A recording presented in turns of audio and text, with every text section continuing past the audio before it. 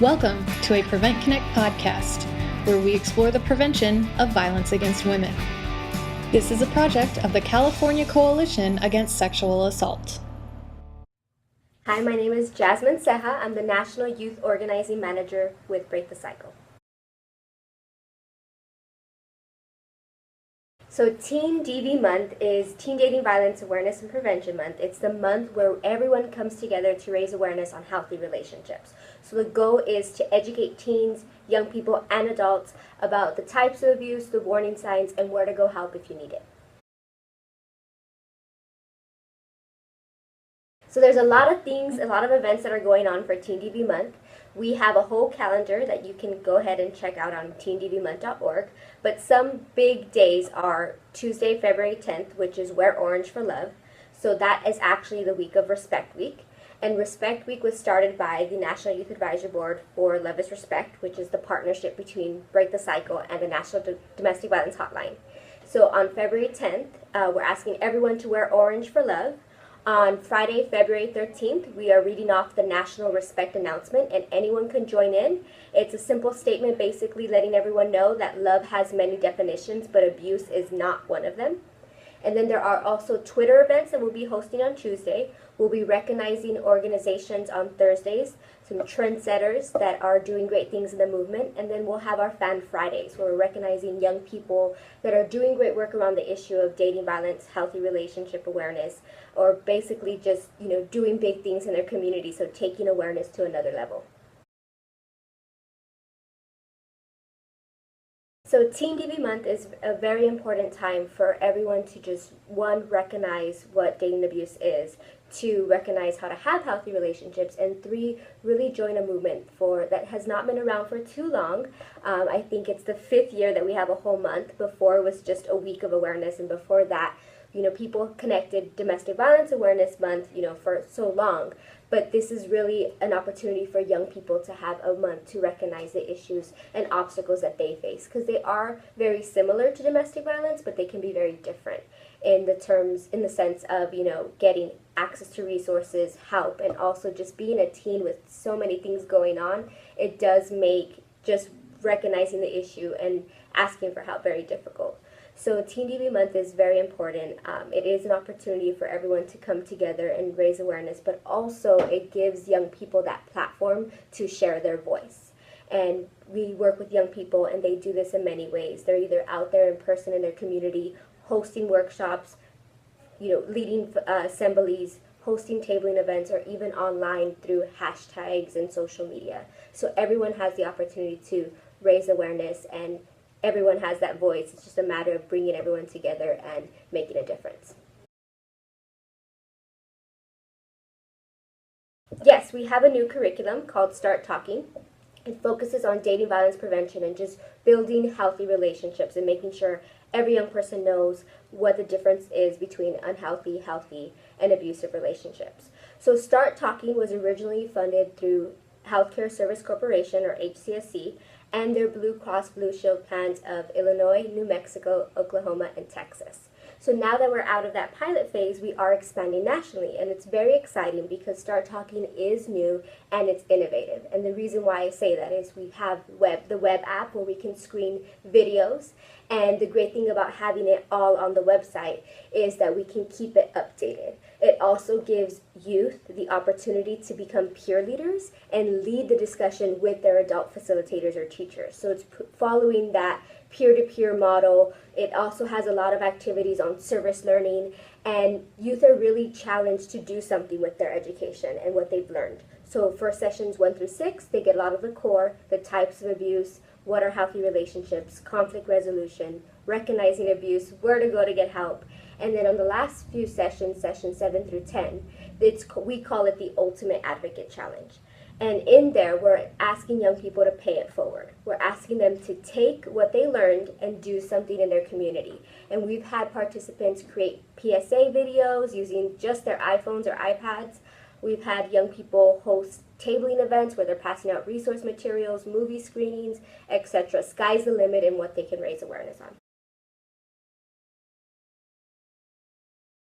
With this program, we're really hoping that we're providing the tools necessary for every community, every young person, every adult, every parent to not only recognize what are the signs of abuse, but also know how to continue moving forward and creating awareness for future generations. So I always go back to thinking when I was in high school, we didn't have as much awareness on the issue of dating abuse. A lot of my friends, we thought that this was just normal. Jealousy was okay because that's how every boyfriend or girlfriend acted.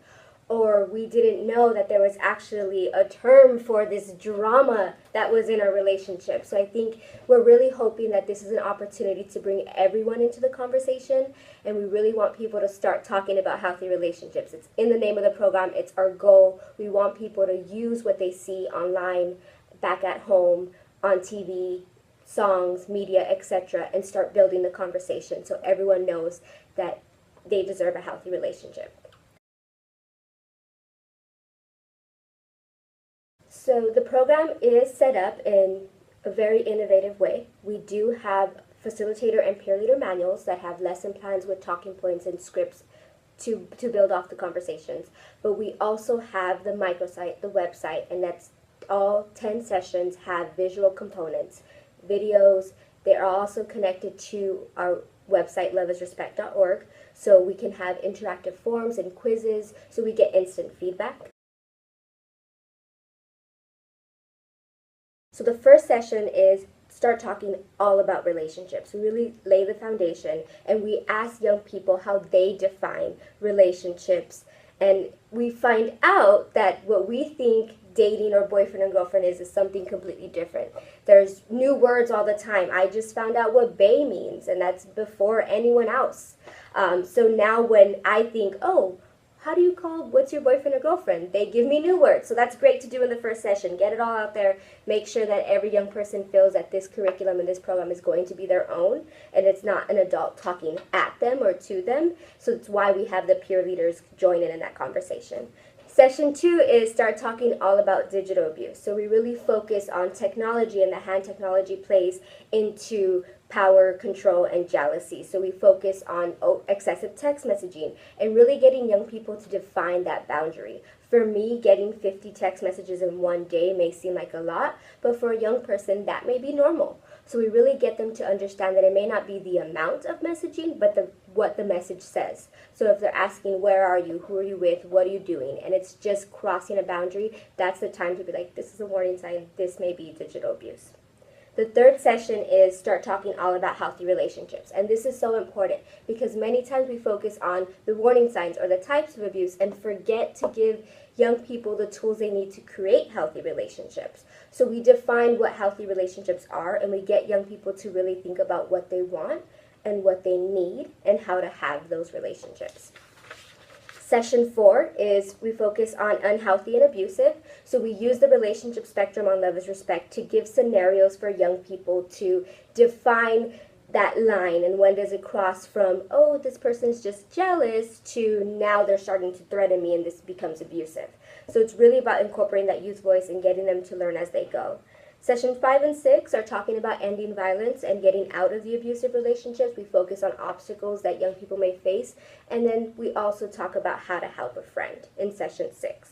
So we get this question all the time. How can I get my friend who doesn't seem to listen to me to get out of that relationship? And we know that the truth is we can't make that person, but we can be there, we can support them, and we can stand by them and share resources. So everything does connect back to loveisrespect.org and that help service that we have. And we also encourage people and community members to also share local resources. So it's very good to have as much information as you do have at hand to give to the young people. So like I mentioned, sessions 7 through 10 are what we call the Ultimate Advocate Challenge. And it is something that I think a lot of young people enjoy these last 3 sessions because we focus on media messaging and marketing and how that influences our ideas of what relationships are. So we break down commercials, marketing ads, and all of that. We also ask young people to think about victim blaming in general. So we do have stories from celebrities or athletes, and there are cases of domestic violence. We want them to think about how when we see these responses of, well, why didn't she leave? Or why did he stay? He must have liked it. She must have liked it. How that makes the person who has experienced abuse feel. and getting them to kind of change their idea of blame and fault to just the issue at hand and say, like, this whole relationship wasn't healthy, these incidences are something that we want to talk about, let's not victim blame. And session 9 and 10 are what we call stand up and speak out. So they're really preparing that awareness event and preparing, whether it's that PSA, that large assembly, they're getting all of their teams together, and it's really a youth-created, youth-led event. And that's where adults come in and support them and try to get as much promotion for the event as possible from community members, family members. It's really that culminating phase in the service learning process.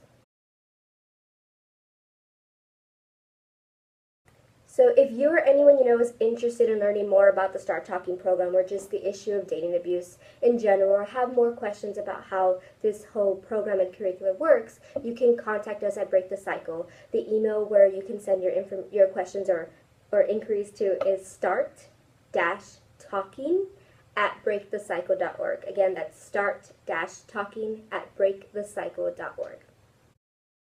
Thank you for listening to this Prevent Connect podcast. Prevent Connect is a project of the California Coalition Against Sexual Assault, with funding from the Centers for Disease Control and Prevention.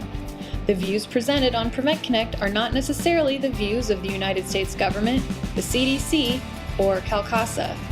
To learn more about Prevent Connect, visit www.preventconnect.org.